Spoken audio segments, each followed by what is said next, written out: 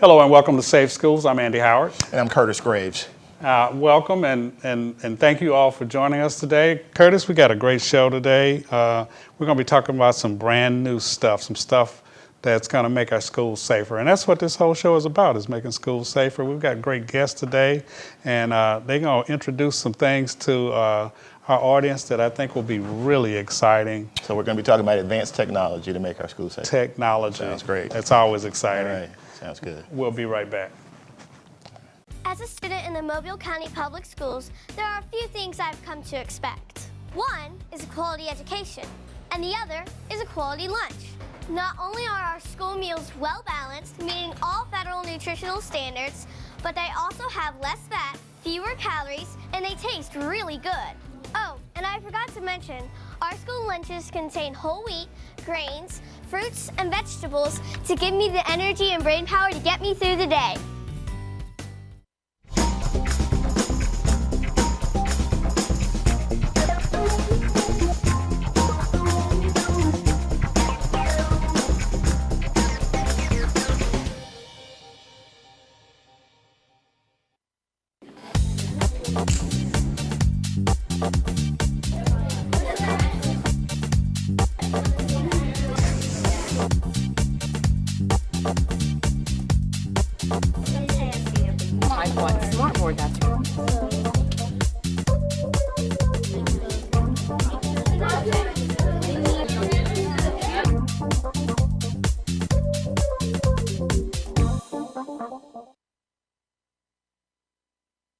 Welcome back. We have two of our best and brightest in the school district with us today, Tracy Mathis and David Ackridge. They're from our IT department, and they have come up with some wonderful stuff to make our schools safer. And welcome each of you. I appreciate you guys coming on and talking about some pretty exciting things. Before we got started, Tracy, you and I got started before we got started. So let's share with our audience a little bit about what we're doing at one of our schools.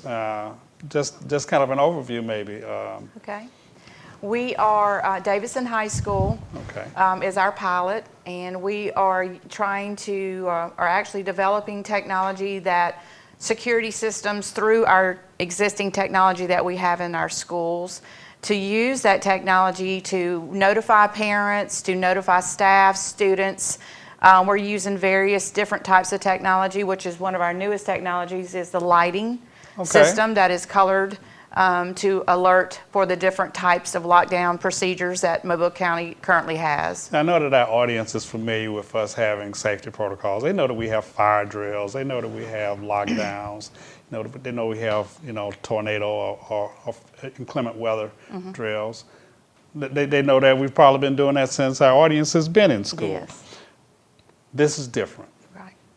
And so we're merging different aspects of our school district's efforts and making our campuses safe with the things that you guys are doing.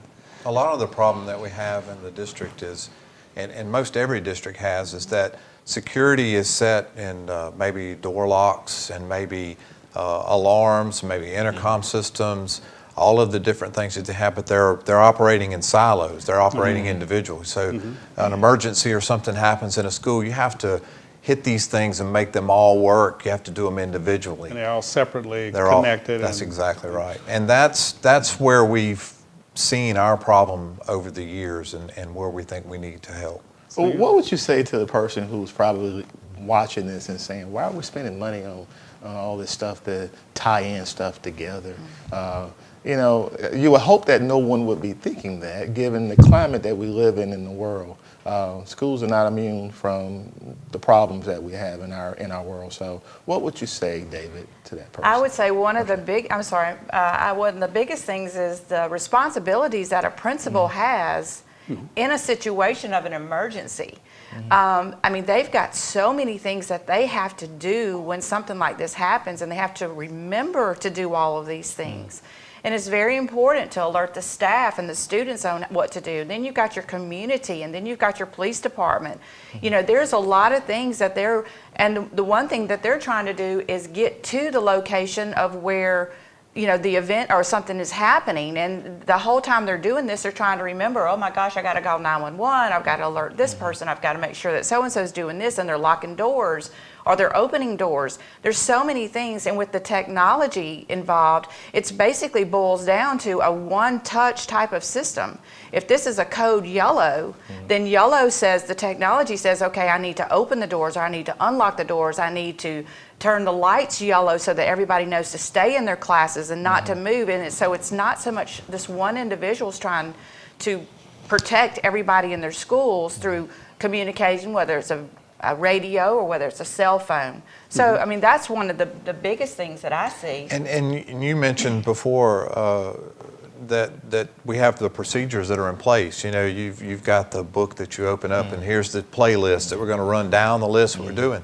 Well, what if there was a system where you entered a code and that playlist is run for you? Right. All of those things are happening, and you can concentrate on security, you know, physical security of things that are happening. I think the thing that brought this to mind to us was an incident that happened at Murphy. I believe it was this month was a year ago, where we had a gun fired on campus. We were one of the few school districts that actually experienced that early in the year.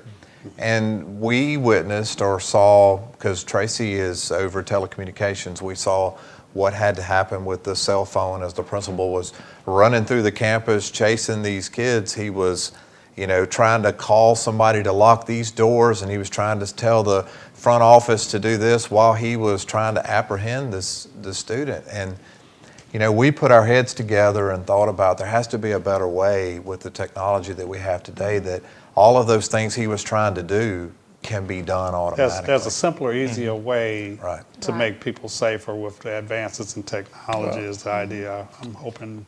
And a push button is not going to forget a step. Well, you're making the process uniform. You're making it simple, taking all the stress out of it, and just saying muscle memory, push button. And going back to your point about the money, Tracy and I read an article, it was published a few months ago about safety in schools and how parents around the country are saying that, you know, money is not the issue.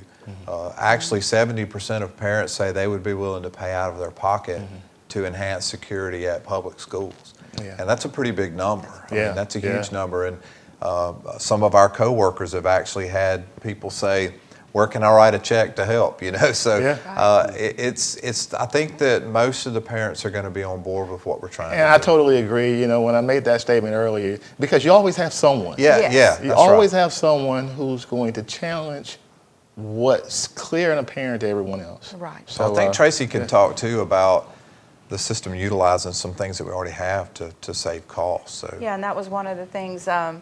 We'll go back to David's story originally, is that we had a vendor come in and that he was talking to David about, you know, purchasing some stuff to help with security. And then we were talking about all the systems, and I overheard the conversation. And after he left, I said, David, we have this. We have all of this in place. The problem is it's not communicating together. And that takes some work. I mean, this was just not like, okay, well, we'll connect this to this, you know. It took some work to have to make sure that, you know, we had a system in place that we're using that makes all of these triggers happen.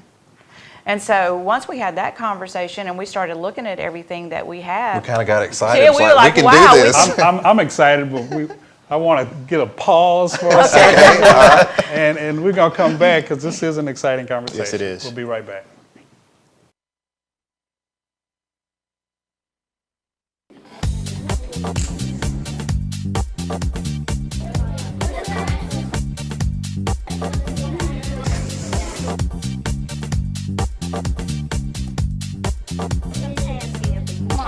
Smartboard, that's right.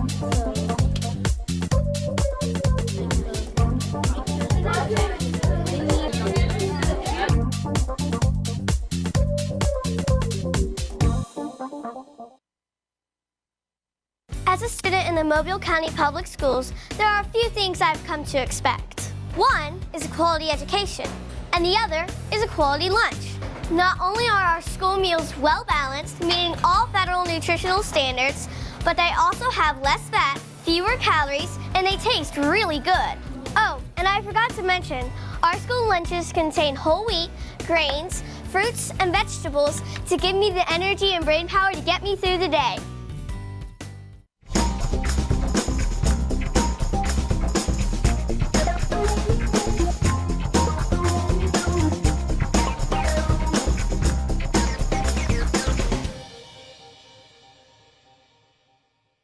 It's a fact. Bullying happens. Bullying can lead to serious physical and emotional pain. But there are some things you can do to prevent or stop it. Stand up for the person who's being bullied. Let the bully know that it's not cool to pick on others. Take action by reporting the bully to a teacher or principal. In the end, when you help someone who's being bullied, you are also helping yourself.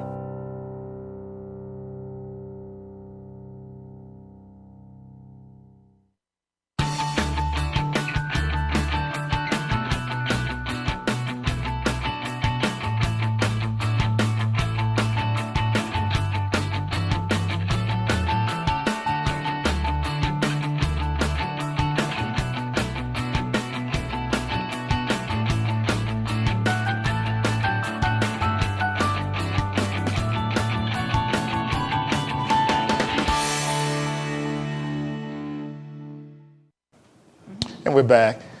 Guys, I got to say that you guys have been really strategic in how you're trying to pull all these different pieces together that's been in silos to try to make this thing something that's fluent and at the same time cost effective in making our campuses safer, because you're having to basically equip older buildings, older campuses with new technology to make everyone on our campus safe, from our students to the teachers to the visitors that come on campus.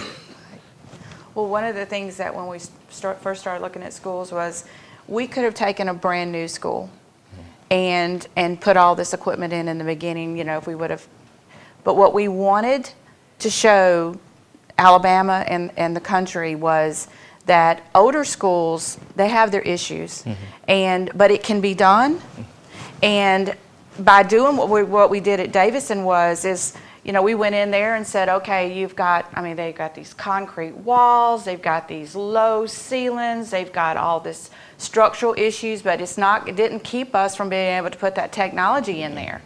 So when we go and when we're developing this out in other schools, you know, we're gonna run into some of the same issues. I mean, we've got 60% of our schools are very old schools. Most of our high schools, even the newer ones like Blount, are getting, you know, a decade old. Right. You know, Bryant's getting 20, 25 years old. So we call those our new schools. Right.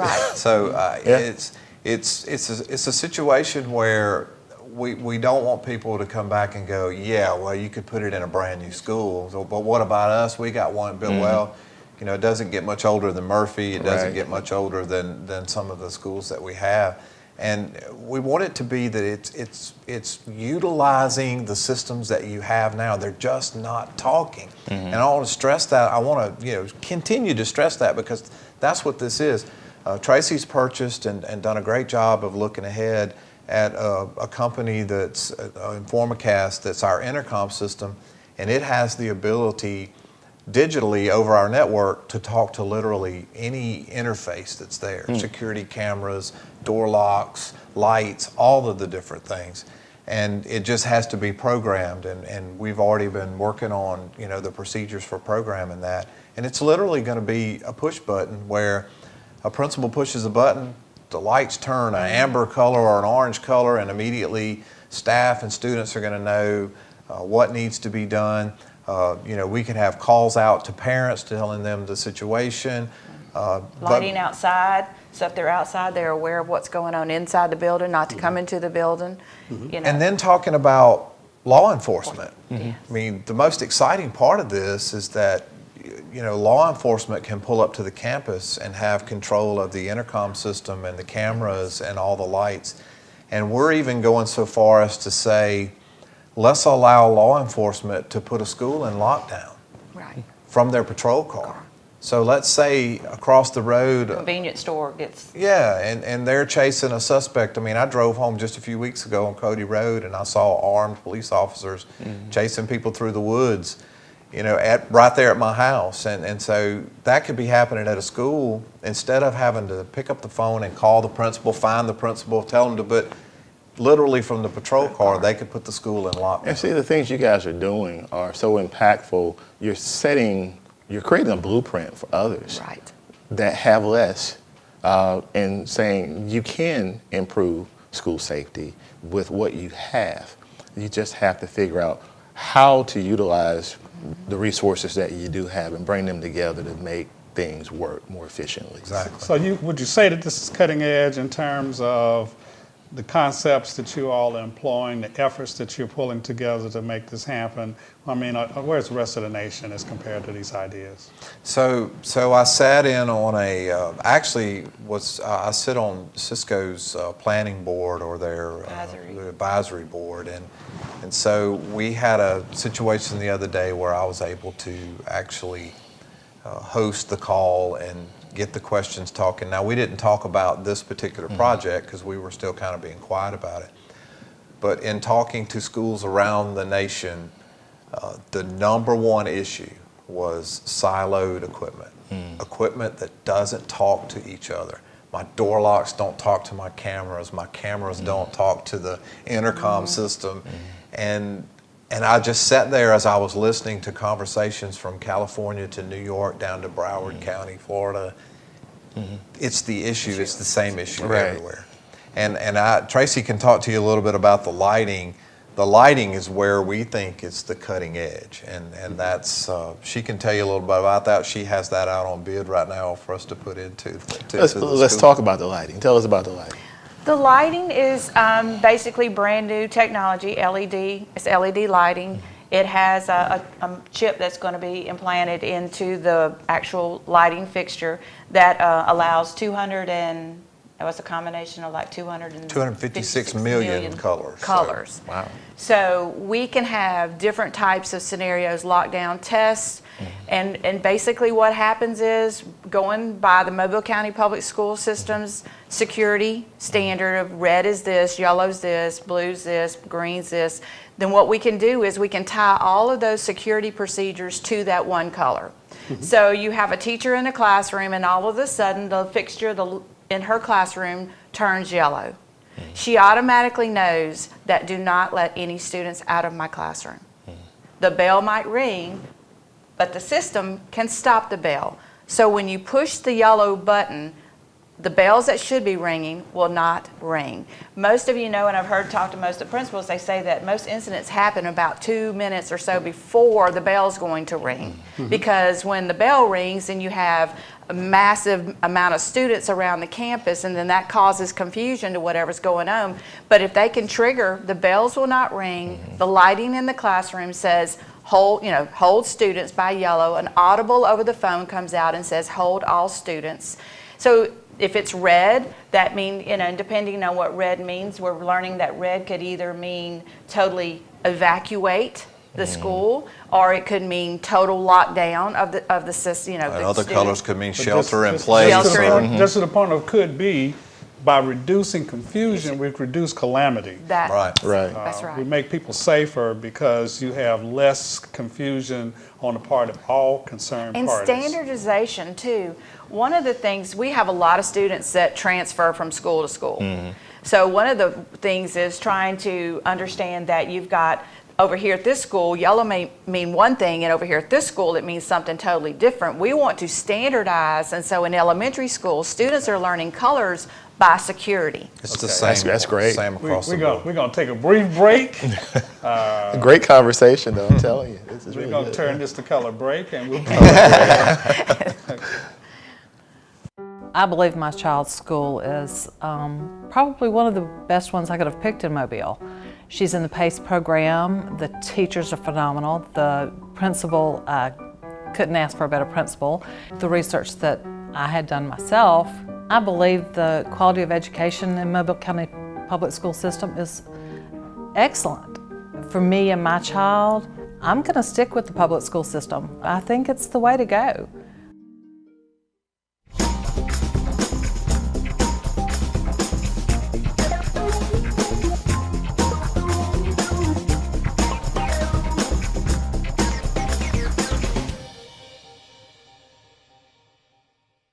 At Mobile County Public Schools, we believe it starts with us. That's why we offer Signature Academies. Hello, I'm Jordan Clark, and I'm in the Health Service Academy at John L. LaFleur Magnet High School. My future career is to be an obstetrician gynecologist. With this academy, I'm learning firsthand from people already working in the industry. Shadowing them on the job really makes me want to study hard and work harder towards my career goals. Signature Academies are open to all students in Mobile County Public High Schools. Visit MCPSS.com.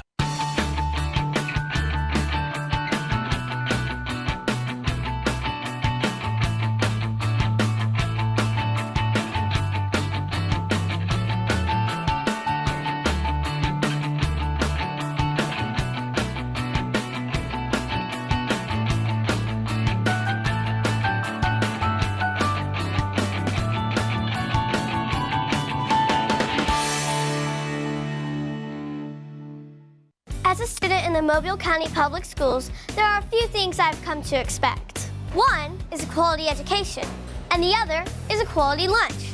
Not only are our school meals well balanced, meeting all federal nutritional standards, but they also have less fat, fewer calories, and they taste really good. Oh, and I forgot to mention, our school lunches contain whole wheat, grains, fruits, and vegetables to give me the energy and brain power to get me through the day. And we're back. And we were talking about these colors, Tracy. I love color. Please continue. Well, basically is that whatever our security procedures are, and you just mentioned we were talking about Alice, the Alice training, what the teachers are going through currently right now, all of this will coincide with the Alice training and be consistent with that. And that's what we'll start to, as soon as the system is installed, which we're hoping, if we don't have any more issues, then we're going to be through and completely installed at Davison somewhere probably the 1st of March.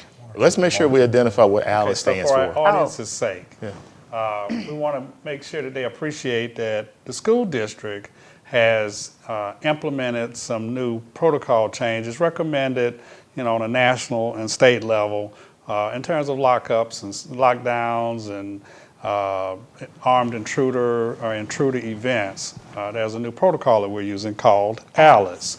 And it's an acronym. It's alert, lockdown, inform, evacuate. It's a way of making our campuses safer. We've educated our administrators, we've educated our staff, our teachers, and support staff. And we're in the stages now of educating our students and our parents as well. But all we're doing in that program is kind of then subsequently marry very immediately to what you guys are talking about here with the electronic and digital and intellectual properties that we're creating here. Well, the program's going to move from anything, as like Tracy said earlier, as an incident that's happening in the hall that we just need the kids to stay in, all the way up to an active shooter protocol.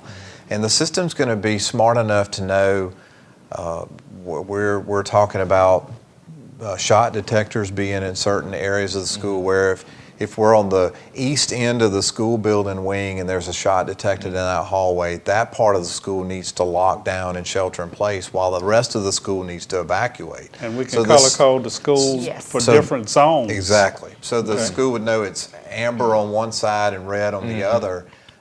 That we are planning for it to be that sophisticated in what it does. And this is, this is all about, not preventing, but saving as many lives and making it as safe as we can for everybody. Can I tell you something though? Sometimes technology makes us lazy.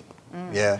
So what do we say to parents and guardians as it relates to all this information that we're providing, because we're doing all the things we need to do or we should do to try to minimize bad things from happening on our school campuses, but there's still a responsibility on the part of parents, guardians, and the students. Well, this is not about doing away with the procedures and the things that we have in place and what we're training parents and the responsibility of students and the responsibility of parents. The safety of the school is the responsibility of all of us, from principal, teachers, students, down to parents. And the the PD that's going to be involved in this, training our students and teachers as we've done before, but using the system.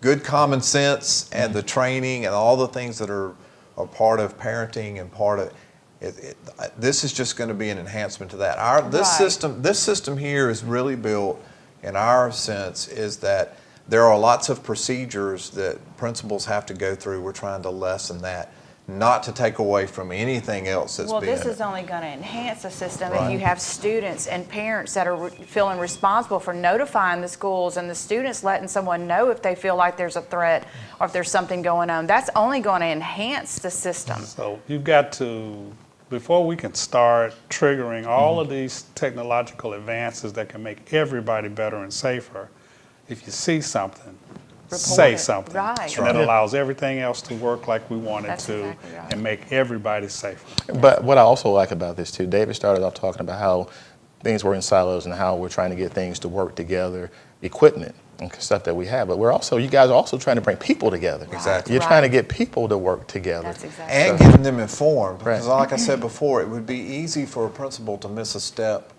I mean, think about it. We have the books and has the procedures, and they're not going to be getting the book out, flipping through this book, trying to think. They're going to be thinking about the things that I've been trained and things I've been taught. We're only human, Right. And you're in a situation that's adrenaline rush, and you're nervous, and we want the system to say, you remember one thing that you got to do, and the rest is focusing your attention on the students and the faculty and whatever, not about the procedures of things that you have to go through. So everybody in the school, everybody attached to the school, and the first responders, and the community, all when we work together, have a best outcome. And that's the beauty of this. It touches touches everything that every you one of just those mentioned. things, right?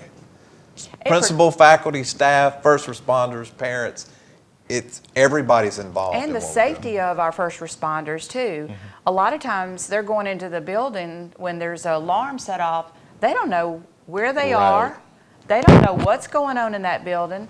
But when, like David mentioned earlier, from a patrol car, if you can access security cameras, you can turn on the lights, you can turn off the lights. You can talk to You an can intruder. talk to them through the intercom and let them know, I know where you are, before they even go into the building.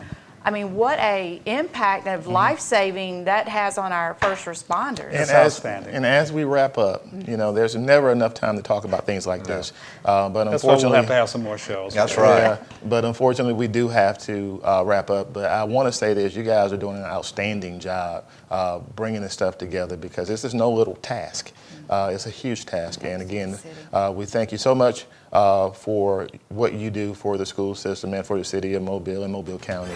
This has been Safe Schools. Thank you for being here.